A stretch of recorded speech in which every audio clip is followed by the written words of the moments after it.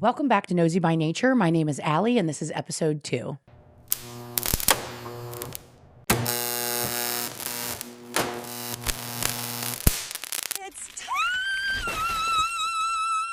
If you are new here, welcome. This is my 2 cents on everything from pop culture, current events, and everyday life. If you are returning, thank you so much and welcome back. I really hope that you enjoyed episode 1, and I appreciate all of the feedback. We have recorded this episode 3 times, or we have attempted to. And if it wasn't the microphone, it was the camera. And if it wasn't the camera, it was the lighting. And if it wasn't the lighting, it was something else. Something did not want me to record this episode today. But I am recording at 11 p.m. on December 1st because I am trying to stick to my schedule the best that I possibly can for you guys. Hopefully you are enjoying the upgrades. Our microphone and sound, in my opinion, are loads better. And the camera, I'm not sold on it, but let me know what you think in comparison to the front-facing camera on my phone. We are a work in progress, so I appreciate your patience while we work out all of the technology kinks. Who knew that it would be this difficult to record a podcast, even with thousands of dollars of equipment? How was everybody's Thanksgiving? Mine was uneventful. Thanksgiving is like my least favorite holiday. I show up because I'm there to see family, but nobody likes dry turkey or politics at the dinner table. Thanksgiving is smack dab between my 2 favorite holidays. Nothing is ever going to compare to Halloween or Christmas. And speaking of Christmas, is anybody even ready for Christmas? Like, it's December 1st. What do you mean it's December 1st? Where is time going? You're telling me that I only have like 3.5 weeks to shop for Christmas? And every year I tell myself, I'm going to start shopping in September. I'm going to be prepared. I'm going to prep. And here we are, December 1st, and there's not a present in sight. Time truly is just moving so quickly. It is absolutely insane. Before we know it, it's going to be 2026, which I'm having a hard time believing.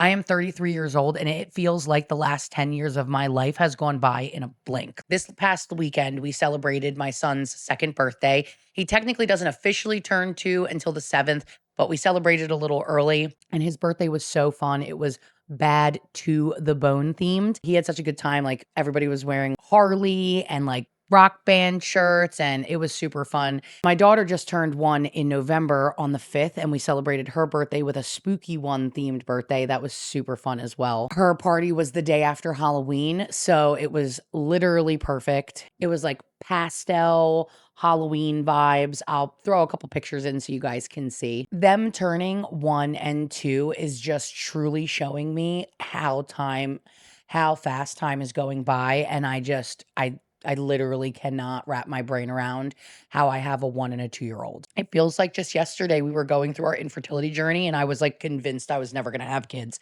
And here I am with 2 under 2. Well, I guess 2 under 3, whatever. My son's party on Friday was really a good time. Everybody who showed up, we appreciate them so much coming to celebrate Ryan. He really is a special kid.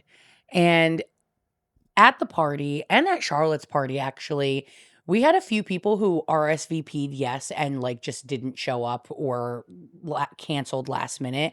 And that is like one of my biggest pet peeves. It kind of ties into our first topic today. I asked everybody on social media and in my last episode, let me know topics that you would like me to talk about. And I got a few suggestions for like hot topics that are going on in the social media world right now. But I also had a couple people ask me to talk about navigating friendships, adult friendships specifically, especially like when you're in your 30s or late 20s, once you've been married and had your kids, and how difficult it can be to navigate and maintain and like nourish those friendships. And the reason that that ties into my son's birthday is because, like I was saying, people RSVP'd and didn't show up. And listen, I understand that things happen, but if you are not sick, if somebody is not dying, if you RSVP, yes, show up. It takes zero effort to just show up. And I have empathy for people who are going through things, but it always seems to be the same ones. And it always is something. I mean, truly, it's always something. Respect people's time. You know what I mean? Especially like a birthday party or even worse, a wedding. Oh my goodness. RSVPing to a wedding and not showing up should be a crime, straight to jail. Straight to jail. People are paying $200 a plate to have you there, and for you to just not show, you better be on your deathbed, or your parent better be on their deathbed for you to RSVP yes to a wedding and not show up. There's just no excuse. I don't care. And birthday parties too. In my son's situation, we were limited to a certain amount of kids that were able to be there within the budget of the party. And any child beyond that number, you had to pay additional per head. So if you didn't show up, but you said that you were going to come, you may have taken the spot of another child that could have been there instead. It just is a lack of respect for people's time. And there's always a million excuses. And I'm honestly just tired of the excuses. And I'm not trying to toot my own horn here. I am not a perfect friend, but I am the cheerleader friend, okay? I'm gonna show up. I'm gonna help plan. I'm gonna help set up. I'm gonna help clean up. I am the 3 a.m. drunken phone call friend. I am the friend who's gonna be there through every breakup and hardship. And if you can't even show up, that shows how little respect you have for me and the effort that I put into the friendship. And listen, we're not keeping score here. It's not tit for tat, but we are always remembering and holding people accountable and setting firm boundaries. In 2026, I don't have time for people who are fair weather friends. You know, the friend who doesn't necessarily have an opinion about one thing or the other, who maybe your name gets brought up in conversations, may not chime in on the conversation, but also doesn't stick up for you. I will stand 10 toes down for my friends. I am going to defend you even when you're not in the room. The people who won't pick a side, who continue to not show loyalty, those are not your friends. And I have lost many a friendship because I called that shit out. I don't put up with it. I call myself blunt. People will say that I'm a little harsh sometimes, and that's because I am setting boundaries for myself. I no longer want to allow people to take advantage of my kindness. You have to know when it's time to let the friendship go or when it's a friendship worth fighting for. And here is my key on how I can tell the difference. If I come to you and I say, I don't like this behavior, what's going on? I've noticed the vibe's been off. I noticed I've been reaching out to you a lot and I'm not really getting a response back, and you are immediately defensive, have a million excuses, or don't want to have the conversation at all, you're not the friend for me. And you'll either see me start to slowly pull back or not speak to you ever again. I mean, truly. And I'm going to let you know. I'm going to say, hey, like, I don't appreciate this behavior. It's not something that I want in my life. We are in different seasons and maybe we should just go our separate ways. And that may sound dramatic to some people, but I would rather be honest and tell you than have you question whether or not I'm genuinely your friend. Because one thing you will never, ever say about me is you don't know where you stand, because you'll always know where you stand with me. But if they're willing to have that conversation, if they're willing to hear you out, if they're willing to take accountability or just give you an explanation for why the behavior changed, that is a friendship worth fighting for. You got to be able to be real with your friends. Yo, you're acting like an asshole. Yo, I don't like that. Hey, you're being a dickhead right now. And if you can't take that heat, you don't belong in my kitchen. And I want you to be able to be the same way with me. I want you to be able to come to me and say, hey, I don't like that. Hey, that's not cool, whatever. Because I don't ever want to make my friends feel uncomfortable or insecure or question anything. Listen, we're going to have patience for people and their different seasons. And I understand that. Somebody might be going through a pregnancy or their wedding era. Somebody might be newly single. I have friends in every season of life right now. I am able to nourish each one of those friendships in the different ways that they need to be nourished.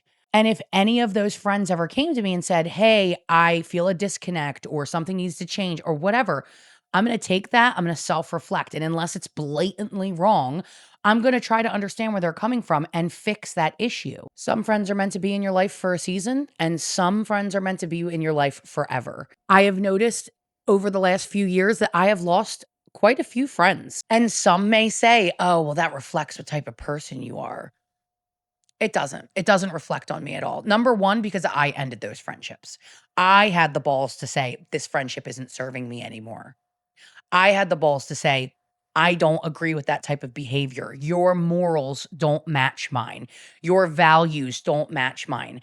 And this friendship is not serving me anymore. And if that means that my circle is small, which it is, I have a core group of a few very good, close friends, most of which I've known for a majority of my life. I would much rather have a small group of friends of all quality than a giant group of friends that has nothing but drama and problems. And you want to know how I can speak on that? Because I had the giant group of friends that had nothing but drama and problems. And what's funny is after I stepped away and called out poor behavior, none of those people talk to each other anymore because all of them realized that most of those friendships were transactional. If you find that a friendship is transactional or it's for social media, whatever the case may be, it's time to walk away. I'm not here to snap a picture for Instagram. That's not what I'm here for. I'm here for somebody who's like family. I'm here to show up at Christmas. I'm here to be at your sister's wedding. I'm here for the bad times and the good times. And if you aren't, that's it. And it really comes down to the famous saying, if they wanted to, they would. That doesn't just go for romantic relationships. That goes for friendships too. If they wanted to, they would. They're out there doing all the things that they want to do. If they are choosing to distance themselves from me, they are choosing to not make me a priority. If they wanted to, they would have done that, and they're not. When people show you who they are, believe them the first time. And it's okay to give people a pass every once in a while. It's okay for people to make mistakes. It's not okay for people to have continued patterns of behavior dismissed year after year and have no repercussions for those actions. Adults, especially adults who are married or with children, don't realize how short life really is until they blink and they're 65. And I am not going to spend the most precious years of my life and my children's life wasting time on people who cannot bother to even show up. I notice that I am a lot of people's best friend, but a lot of people are not my best friend. And that is horseshit. Okay. This came up recently in a TikTok of mine. I had posted a video talking about a girl who was in my wedding, who was getting married, and I was not in her wedding. We're also not friends. I wasn't going to the wedding. The friendship ended because I felt very, very hurt by the fact that she did not ask me to be in her wedding. And in her 6-paragraph essay explanation as to why I wasn't going to be asked to be in her wedding, she explained to me that she picked the people that she felt the closest to. And that rocked me to my core because in the same sentence, she said, but this doesn't reflect how I feel about our friendship. Yes, it does. It is a direct reflection of how you feel about our friendship. If you don't feel like I am one of the closest people to you, you stood there on my wedding day and watched me pour my heart out to my husband. You were there when I had my child, one of the first people to visit at my house. But you don't feel close enough to me to ask me to be in your wedding only 3 months after I got married? And it's not the same as a friend that was in your wedding and a few years went by and your relationship isn't the same. My wedding happened in October. She got engaged in January. She picked her bridesmaids right away. That was a choice. And it was a choice I didn't agree with. And the reason the friendship ended was not because she didn't ask me to be in her wedding. It was because of her response. It was because she knew what she did was going to hurt me and it was wrong, but she did it anyway. She asked every other female friend that she has to be in her wedding, except for me and one other girl. And the other girl even said to me she knew she wasn't going to be asked because they weren't that close. And she said she was shocked that that I wasn't asked. But then she also admitted to me that she felt like the only reason that this particular girl said yes to being in my wedding is because she wanted to be in a wedding. And people find that hard to believe. They're like, oh, weddings are so expensive. Why would she want to be in your wedding? People will do anything for attention. That's why. And you underestimate how much people love that shit. And I decided in that moment that this friendship is no longer serving me. So I cut her out of my life. And it was the best thing I ever did because I found so much peace after that time. I said earlier, I had lost a lot of friends over the last few years and how that might, people might say that that reflects on who I am as a person, and it doesn't. And if you are in a similar situation where you've noticed that you have been shedding a lot of dead weight in your life, please know that that is not a reflection of you. You are allowed to set boundaries to protect yourself from being hurt time and time again. And honestly, sometimes I say to myself, I wish I listened to my husband because while I consider myself a pretty good judge of character, he always calls it before it happens. He is a man of discernment. And people who have discernment often get called negative. They get called emotional. They get told that they're overthinking. And they also happen to most of the time be the I told you so person. The ones who call it from the jump almost always get it right the first time. And I, as much as I like to say I can see it coming from a mile away, I don't always, especially when it comes to friends. I want to believe that people are going to love me in the same way that I love them. And I end up getting myself hurt more often than not. And in this situation with my ex friend, my ex bridesmaid, I decided that I was no longer going to show up for people who could not show up for me in the same way. Oh, and people in my comments section, man, it was 50-50. Some people were like, I totally agree with you. And there were other people who were like, you made her wedding about you. No, I didn't. I didn't want her wedding to be about me. Don't tell me that I can still participate in the bridal shower and in the bachelorette party, but I don't get to stand up there next to you, which is an important spot and says a lot to people. You want me to come around for the things that cost money, right? You want me to chip in for the bridal shower. You want me to chip in for the bachelorette party. You want me to help plan things, but you don't want to give me that title? Nah, I'm good. And so in that situation, I learned that what I was and was not willing to put up with. And here is a perfect example. One of my closest friends, someone who I truly, truly love. And sometimes we butt heads because she's a Capricorn and I am a Virgo. And while earth signs mesh, they also clash. Okay. But we are each other's yin and yang in a lot of ways. I was only friends with this person for about a year. And she had her whole wedding planned and all of her bridesmaids chosen for quite a long time. But we became very close. And I was showing up for her in ways that some of her closest friends that she had known for 10 years plus were not. And when she saw that effort, about a month before her wedding, she calls me and she says, Al, I cannot stand up there next to my future husband and not have you by my side. It just doesn't feel right. And I know we only have a month, but I want to order this dress and I want to get you set up with the hair and makeup artist and I want you to be up there if you will be. And that made me so emotional. And that little bit, not even little bit, it was a huge gesture, but the fact that someone that I have been friends with for only a year was treating me better than someone that I had been friends with for over 5 years. I was there when they met their fiance. Spoke volumes of the character of my friend. And you know who you are, and I love you so much, and thank you so much for having me on your special day. It was one of my favorite days besides my own wedding. It just goes to show you that it doesn't matter if you've been friends with somebody for 30 years or a year. The friends that want to will. If they wanted to, they would. I cannot stress that enough. And while we're on the topic of friends, there are people in this world who need their friends to hold their hand and tell them the truth.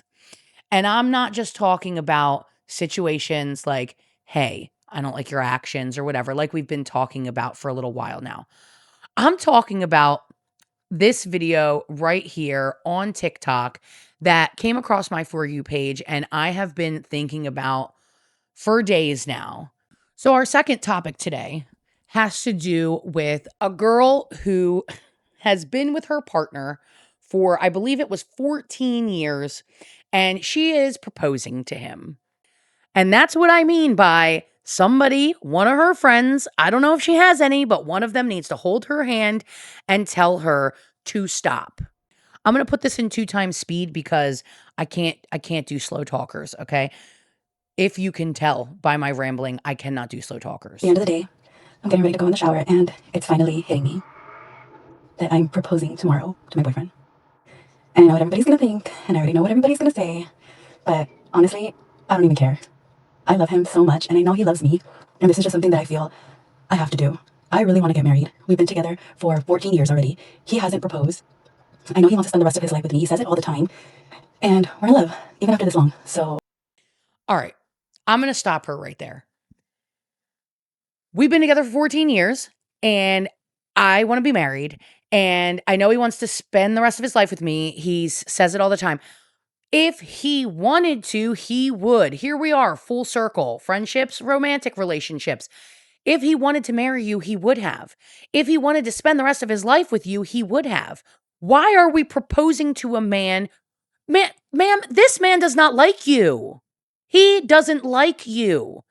And I saw the proposal video, and when you see his body language, it's all over him.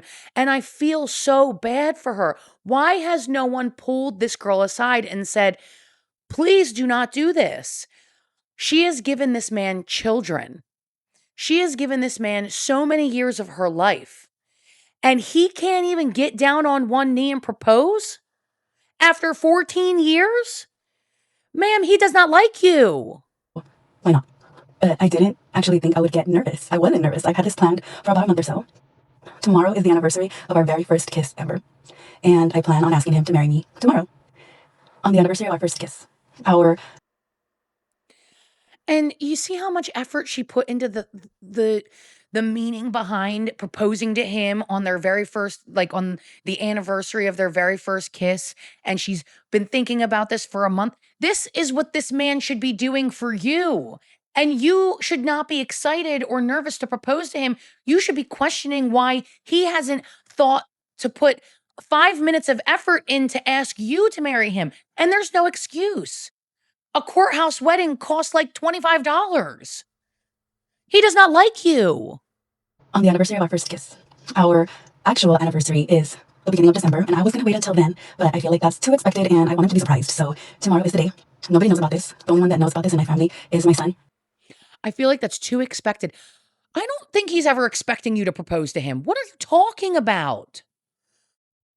Oh my And God. tomorrow I am also going to be asking his dad for his blessing. I'm super nervous, so please wish me luck. Are you kidding me? I'm also going to be asking his dad for his blessing.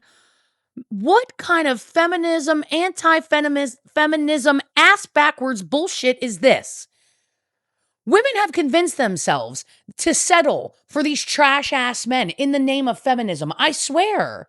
It'll be a cold day in the deep depths of hell before you find me on a knee proposing to any man.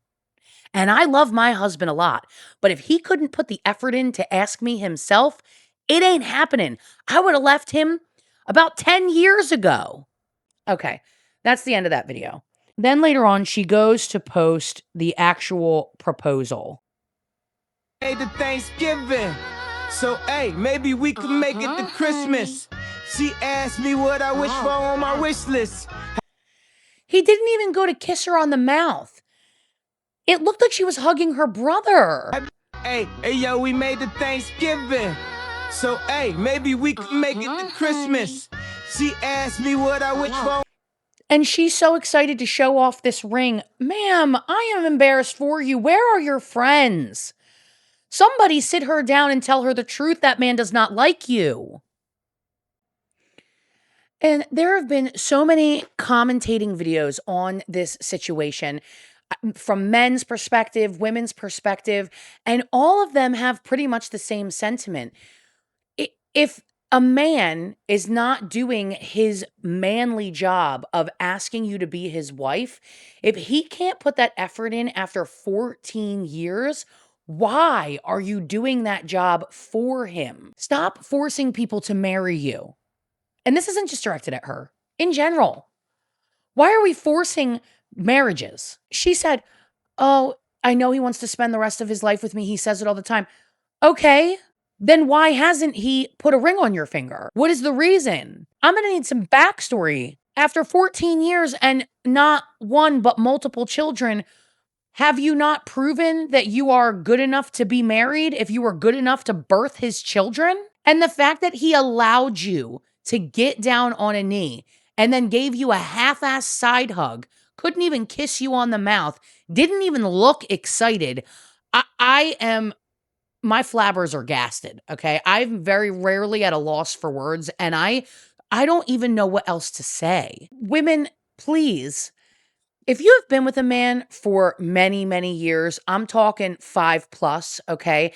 And the conversation about marriage and weddings is not something that has been deeply discussed and something that's in the works, you need to reevaluate that relationship. And I don't care about the financial hardship. You don't need a $20,000 ring. A $100 ring from Walmart will work just fine. You don't need a $100,000 wedding. The courthouse will do just fine. If they wanted to, they would. If he wanted to marry you, he would find a way, even without the big ring and the big wedding and all of that. You can always do that later on in life. Me and my husband got married on paper before we had our wedding 2 years before. It made sense. He had great insurance. He has great insurance. And so it just made sense since we were going to start trying for kids because I knew I was going to have fertility issues for us to just get married on paper. And then 2 years later, we had a magical, beautiful wedding.